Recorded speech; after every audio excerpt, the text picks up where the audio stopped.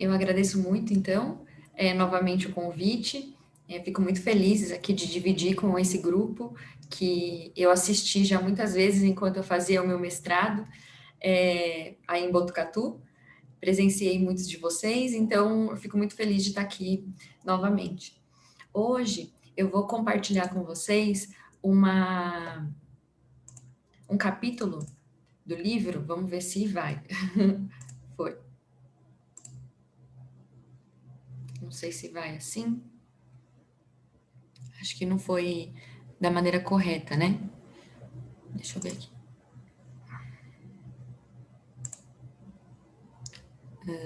É esse aqui. Ele não tá aumentando. Quando eu aumento, ele vai pro...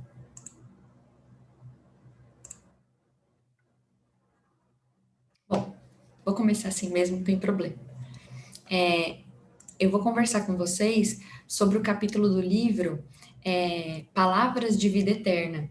O capítulo é o capítulo 15, que é intitulado No Roteiro da Fé. Então, não sei se todos conhecem já, né? Essa obra, ela é constituída de 180 capítulos. Eles são bem curtinhos, mais curtos e profundos, né? E como Emmanuel consegue fazer com muita capacidade, né? Ele traz para a gente reflexões que promovem a reforma interior, né? E vai mostrando, desenvolvendo as qualidades para o nosso bem-estar, sabedoria e paz. É um estudo evangélico para autoconhecimento. Então, hoje a gente vai comentar bastante sobre isso, sobre o autoconhecimento, quanto que é importante essa jornada de autoconhecimento junto dos nossos desafios. Desafios esses que são muito individuais, e acho que essa é a mensagem mais importante do texto de hoje, né? Deixa eu só colocar aqui para vocês novamente. Eu vou lendo para vocês algumas passagens do livro. Quem quiser comentar também, por favor, fique à vontade, tá? Vai ser uma conversa mesmo. Eu acho que eu prefiro ir falando para vocês do que compartilhar a minha tela, porque acho que não está indo. Mas não tem problema. A gente vai aos poucos. Então, a mensagem é a seguinte: ele vai falar, deixa eu só colocar aqui. Se alguém quiser vir. Então, a mensagem é no Roteiro da Fé, capítulo 15, e vai ter um pedaço do Evangelho, né, dizendo: se alguém quer vir após mim, negue a si mesmo, tome cada dia a sua cruz e siga-me. Então, tá lá no capítulo 9, versículo 23, né, de Lucas, e acho que vai ser bem interessante essa conversa, porque Emmanuel vai usar a capacidade que ele tem ali de síntese, né, vai mostrando alguns recursos do nosso dia a dia, e aí algumas lições que vão gerar, de fato, algumas palavras que a gente vai ver que é de vida eterna. A gente vai conseguir colocar essas mensagens que foram ditas há tanto tempo, a gente consegue colocar nos dias de hoje, assim, com muita facilidade, né? A primeira coisa, acho que seria interessante a gente contextualizar onde que estaria essa passagem, né? O capítulo 9, o versículo 23 de Lucas, qual que é o contexto dessa frase que vai ser tão importante para o ensinamento de hoje, né? Se alguém quer vir após mim, negue a si mesmo, tome cada dia sua cruz e siga-me. Então, no momento em que Jesus falava isso, ele estava envolvido, então, com o início da conversa mesmo relevante ali para os 12 apóstolos. Seria a primeira multiplicação dos pães, né? E aí Jesus vai anunciar naquele momento, que vai ser tão importante, alguns acontecimentos, né? Que a gente chama ali da paixão de Cristo. Os apóstolos, naquele instante, eles começam a ter, então, uma esperança, mas ao mesmo tempo eles começam a ter um medo, né? Por tudo que aquilo que Jesus vai começar a, né, anunciar. E aí, Jesus começa a estabelecer algumas condições para segui-lo. E aí é por isso, por conta disso, que Lucas vem para. Que no capítulo 9, né, de Lucas, no versículo 23, ele traz essa frase. Então, Emmanuel, ele vai começar explorando essa palavra seguir, né, que vem para seguir a Cristo. A gente está há milênios aí, né, seguindo pessoas e não Cristo. Então, Emmanuel vai trazendo essas ideias. A primeira frase que Emmanuel traz é a seguinte: o aviso do Senhor é insofismável. Siga-me, diz o mestre. Entretanto, há muita gente a lamentar-se de fracassos e desilusões. Em matéria de fé, nas escolas do cristianismo, por não lhe acatarem o conselho. Buscam Jesus fazendo a idolatria em derredor de seus intermediários humanos. E como toda criatura terrestre, os intermediários humanos do Evangelho não podem substituir o Cristo junto à sede das almas. Emmanuel é bem simples, né, nesse linguajar, mas ao mesmo tempo traz uma sabedoria já gigante no primeiro parágrafo ali, né? Que a gente não pode esquecer que tem muita diferença entre seguir Jesus, né? E seguir aos cristãos. E que muitas vezes nessa nossa jornada em busca da religiosidade, a gente acaba ultrapassando os limites daqueles que vêm nos falar, né? Seja ele um palestrante, seja ele um grande médium dentro da doutrina espírita, um padre ou um pastor, quem quer que seja. E a gente acaba não conseguindo diferenciar, né? As falas de Jesus com as nossas interpretações e seguindo, sim, os cristãos, né? Então, nessa primeira parte, Emmanuel traz que se alguém quiser, então, seguir Jesus, né, se você acha que você é capaz de seguir Jesus, a gente vai ter que renunciar a muitas coisas, né? E a gente vai ter que começar a trabalhar as nossas próprias imperfeições. A gente vai ter que começar a trabalhar o nosso egoísmo, o nosso orgulho, todos os males que tem dentro da gente, a gente tem que começar a, a pegar aquela cruz, né? Eu acho interessante a gente fazer um, um compilado aí de algumas frases.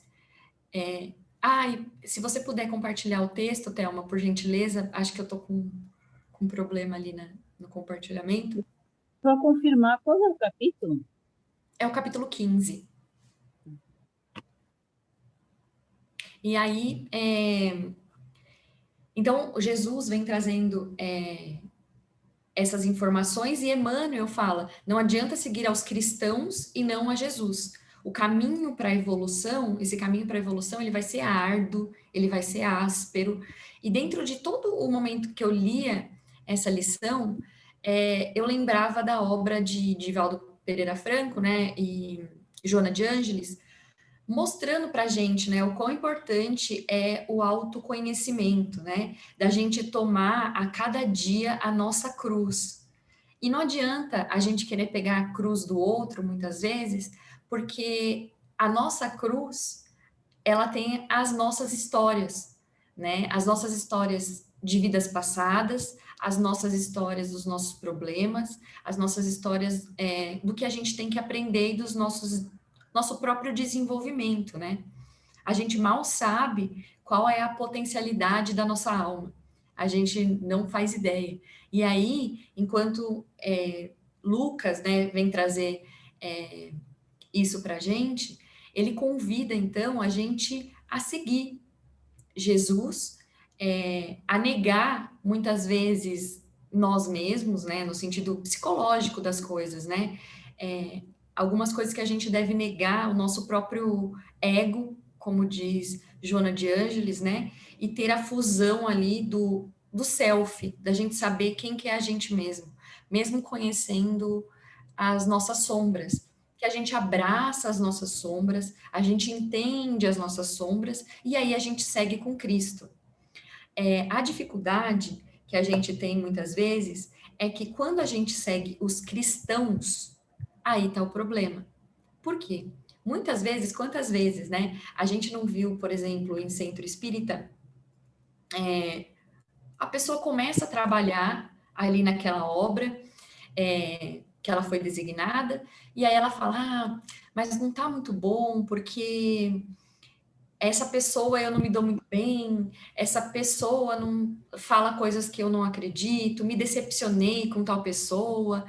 E na verdade mesmo, é que quando a gente ouve esse chamado de trabalhar para Cristo, muitas vezes vem um medo ali dentro da gente. Então, na verdade, seria mais fácil a gente terceirizar algum problema do que a gente olhar para nós mesmos e entender qual que é o problema, o que está acontecendo que faz com que eu não esteja ali mesmo para o trabalho, né?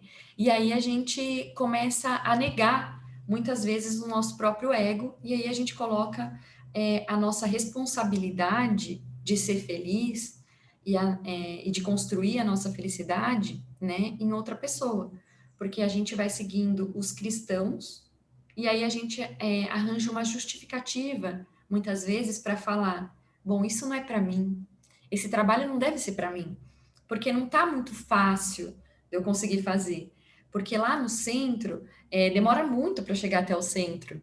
É um trabalho muito grande eu estar presente com aquela pessoa. O que ela fala, ela acaba me irritando demais. O que, né? Então, a gente muitas vezes vai seguindo ali, né? A gente vai buscando Jesus, mas na verdade a gente está na idolatria de outros intermediários humanos, ali como o Emmanuel diz, né? E como toda criatura terrestre, os intermediários humanos do Evangelho não podem substituir o Cristo. E aí a gente acaba deixando a nossa própria interpretação, né? O nosso próprio medo, nos incapacitar então de seguir ali o nosso caminho, né? Junto à religiosidade mesmo, à fé, né? Algumas pessoas, muitas vezes, elas se sentem desiludidas ali na matéria da fé, né? Porque quando você busca Jesus, como diz Emmanuel, você idolatra, venera homens, e esses homens, na verdade, eles são intermediários, e a gente sabe que esses intermediários humanos, né, do evangelho, em qualquer crença, né, jamais vão conseguir substituir o Cristo. Então, Emmanuel traz ali, né, aqui é o padre católico, caridoso e sincero, contudo, incapaz de oferecer a santidade perfeita. Ali é o pastor da igreja reformada, atento e nobre, mas inabilitado à demonstração de todas as virtudes. Acolá é o médium espírita, abnegado e diligente, todavia distante da própria sublimação. Mais além, surgem doutrinadores e comentaristas, companheiros e parentes, aperfeiçoados ao estudo e excelentes amigos, mas ainda longe da integração com o benfeitor eterno. Essa parte do texto a gente não pode confundir com o grande chamado desses seguidores, né, de Cristo para doutrinar, né, outras pessoas, para trazerem a mensagem de Cristo para as outras pessoas. Mas acho que é importante a gente parar um pouquinho aqui e pensar o quanto que é importante a gente, além de ter os nossos próprios, as nossas próprias visões, né, a gente também entender que muitas coisas a gente não está apto naquele momento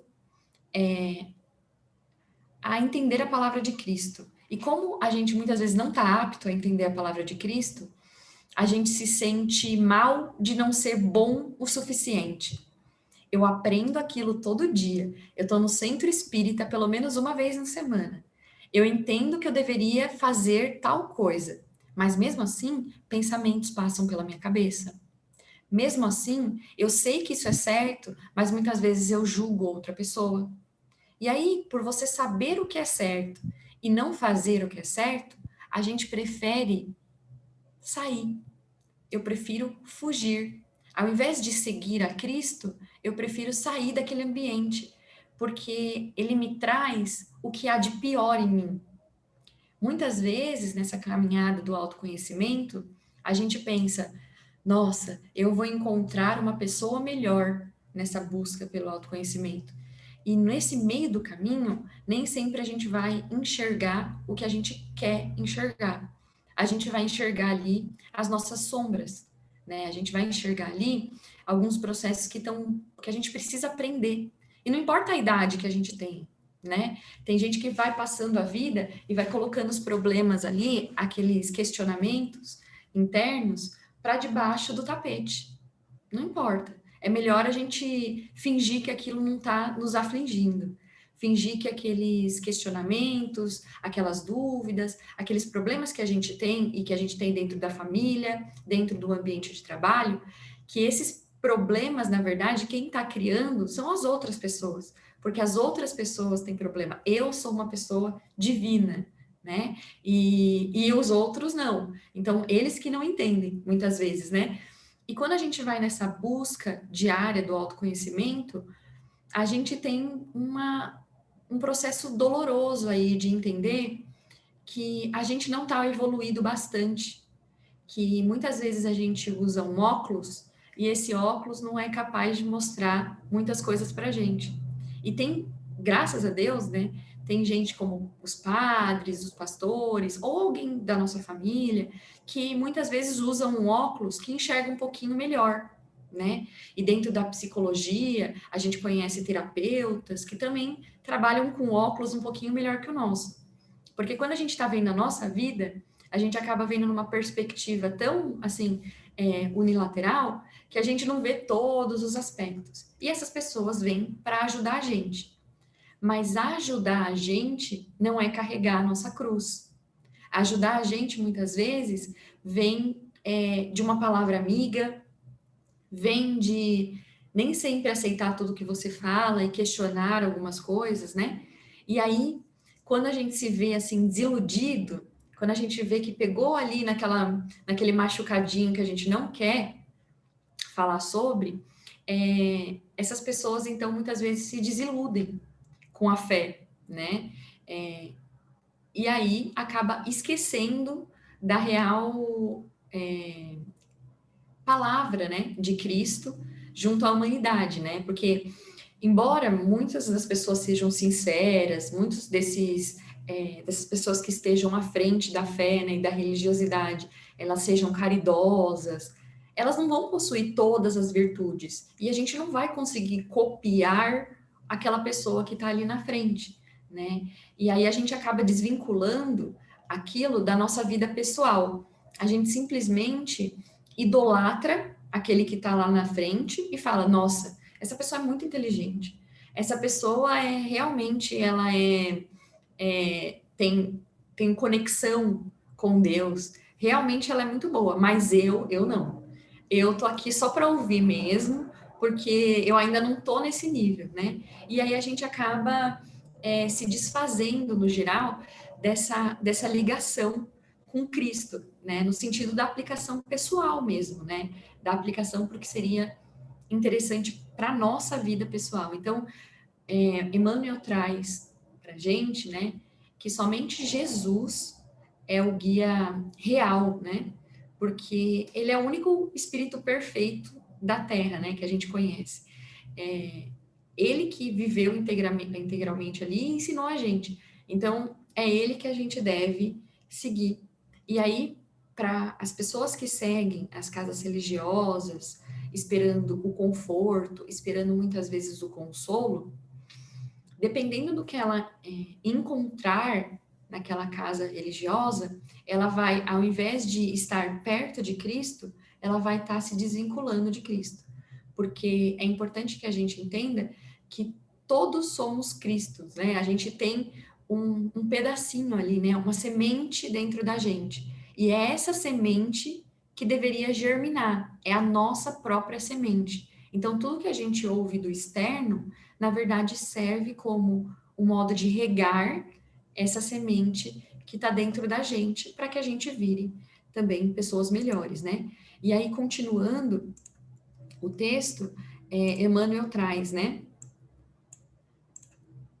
E quase sempre, aqueles que o acompanham na suposição de buscarem o Cristo, ante os mínimos erros a que se arrojam, por força da invigilância ou inexperiência, retiram-se, apressados, do serviço espiritual, alegando desapontamento e amargura.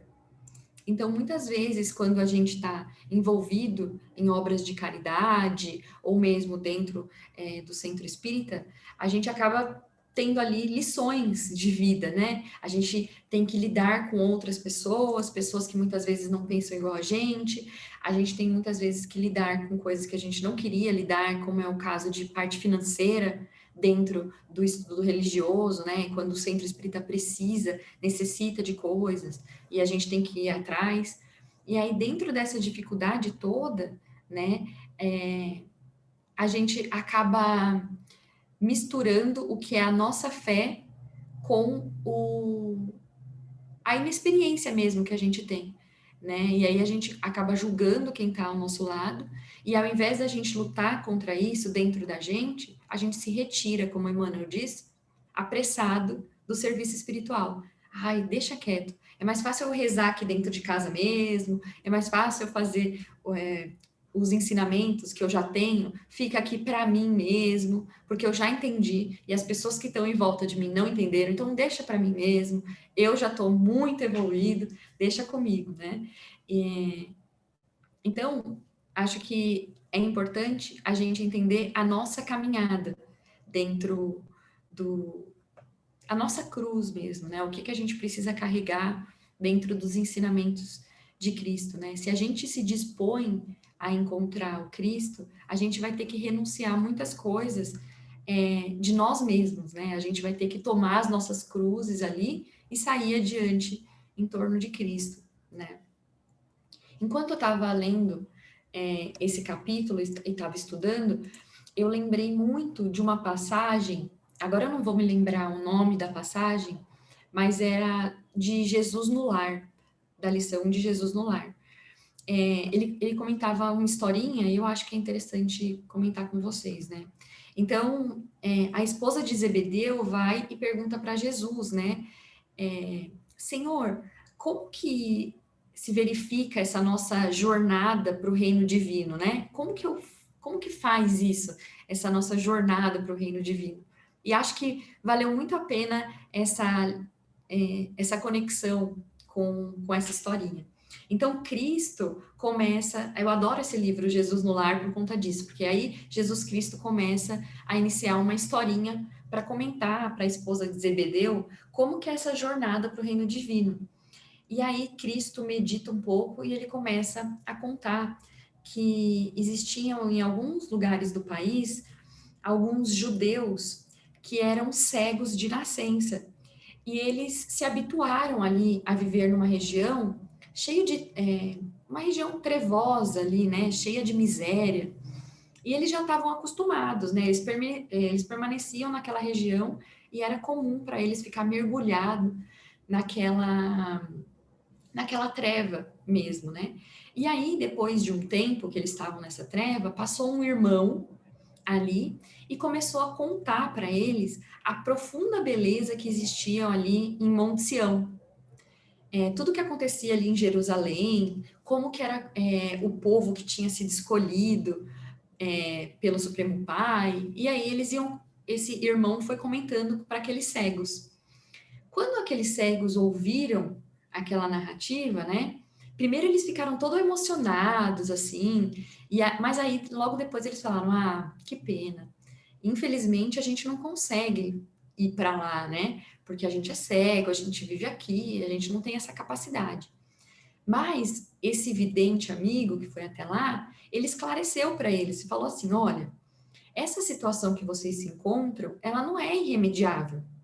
Se vocês tiverem coragem de aplicar a si mesmo determinadas disciplinas, você vai ter que deixar alguns prazeres de natureza inferior, né? Alguns prazeres que estão ali dentro da treva, mas vocês vão poder ter esse contato com a luz.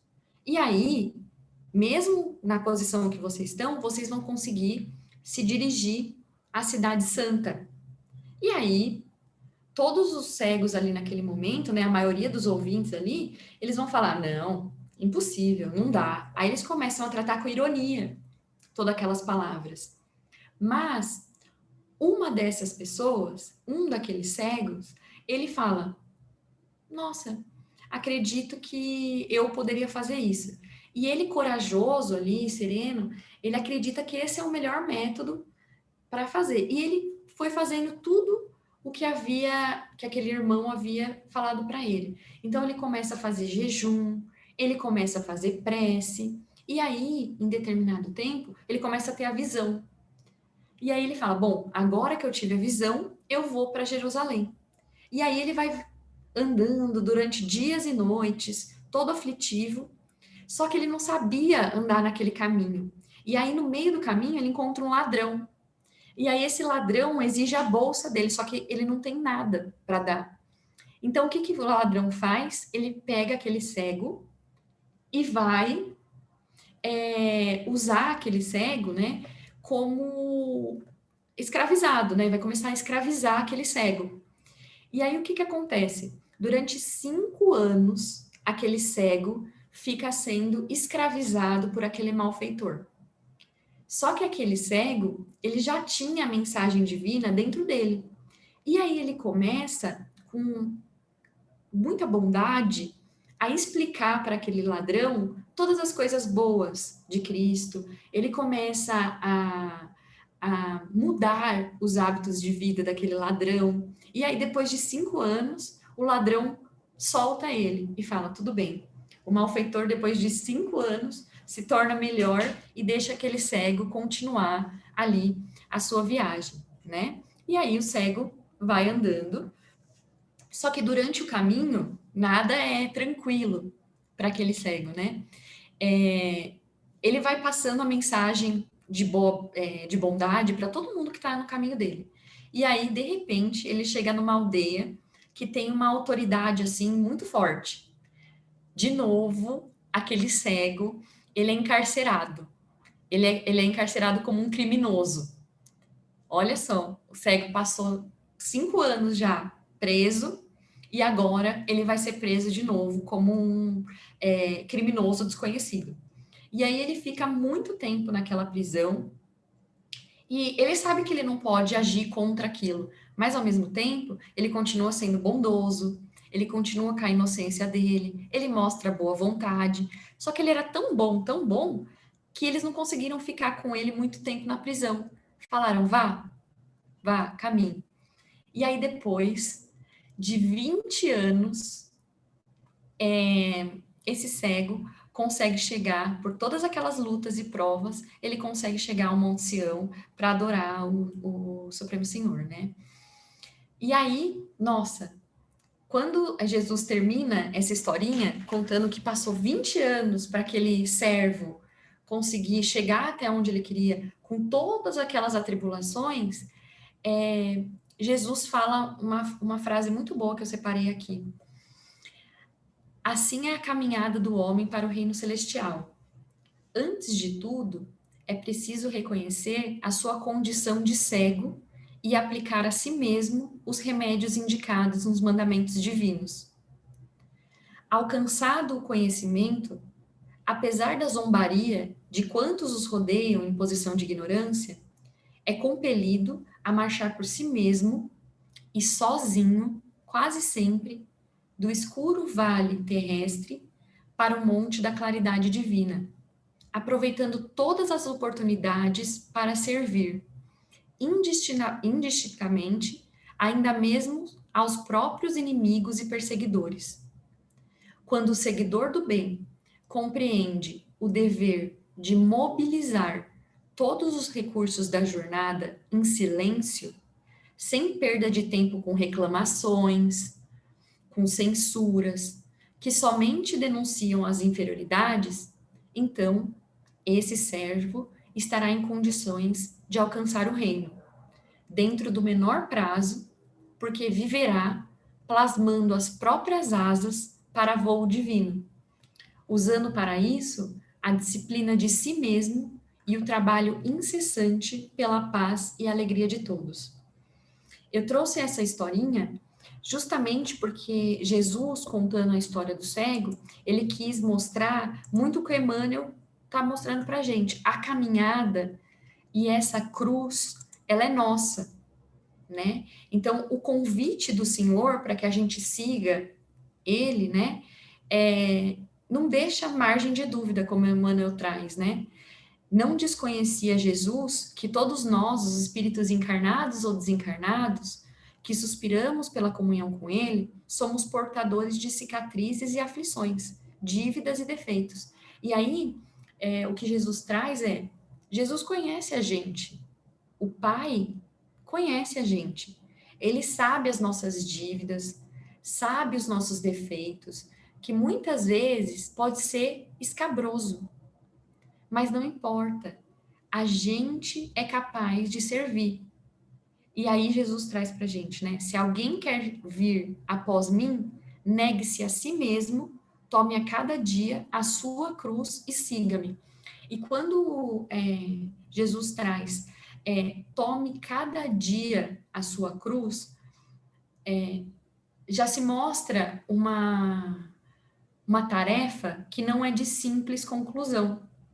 Não vai ser do dia para a noite que a gente vai entender todos os ensinamentos de Cristo e aí sim a gente vai estar pronto para segui-lo. O que Jesus traz para a gente é que não. Cada dia, cada degrau que a gente vai subindo, vai fazendo com que a gente consiga melhorar. E mesmo assim, a gente vai seguindo. Mesmo que a gente estiver longe de Cristo, a gente sabe que a caminhada tem que ser feita. Assim como aquele cego sabia que o caminho dele até Monte Sião, não é para o dia e da noite que ele vai ser capaz de chegar até aquele monte. Mas durante a caminhada dele, o pouquinho que a gente aprende a cada dia e a gente puder ser a luz dentro daquele local, a gente pode continuar os ensinamentos de Cristo. A gente não precisa ser perfeito em todas as esferas para começar a falar de Cristo. Muitas das pessoas que não são nada perfeitas nessas esferas, elas têm coragem e abrem muitas vezes a câmera, vão a centro espíritas falar, ajuda os familiares com palavras, e elas nem são perfeitas. Elas nem estão prontas para tudo. Mas a gente tem que saber que, graças a Deus, a gente não está sozinho nessa caminhada. A gente ainda tem um monte de benfeitores em volta da gente, auxiliando essa caminhada, né? E aí Jesus Cristo, com todo o exemplo que ele trouxe, ele fala: carrega a sua cruz, que eu sei que não é fácil, porque se fosse muito fácil a nossa cruz, a gente não estaria encarnado aqui na Terra.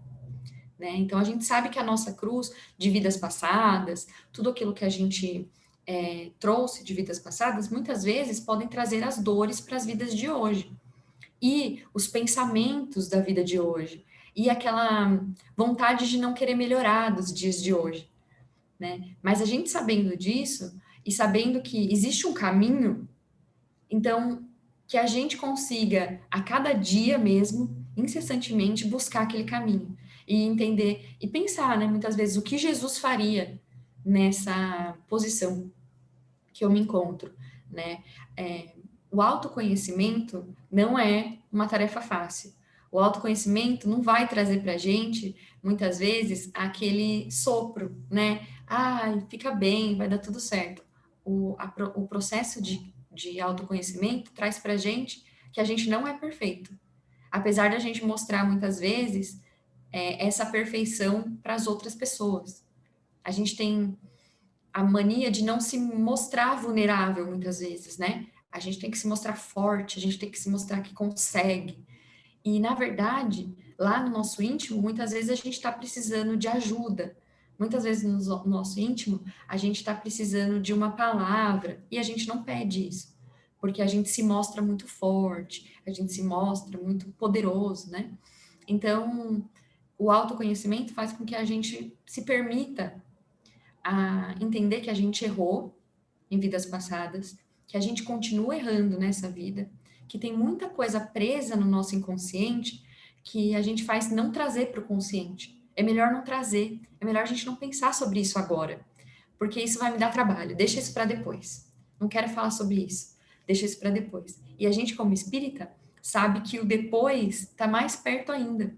Não adianta a gente deixar para depois, sendo que a gente tem a próxima vida. E depois a gente tem a próxima vida para aprender.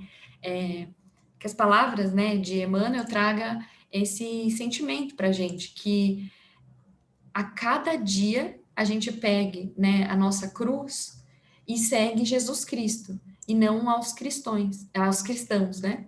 E aí ele fala: se te dispõe desse modo a encontrar o Senhor para a edificação da tua felicidade, renuncia com desassombro às bagatelas da estrada, suporta corajosamente as consequências dos teus atos de ontem e de hoje e procura Jesus por divino modelo. Não esqueças que há muita diferença entre seguir o Cristo e seguir aos cristãos. Emmanuel traz essa renúncia, né, com desassombro, mas é porque, na verdade, toda renúncia que a gente faz, quando a gente passa a mudar o nosso caminho de pensamento, a gente tem muito medo de lidar com isso. E aí, muitas vezes, o medo paralisa ou o medo faz a gente fugir, né? É o cortisol no nosso corpo trabalhando.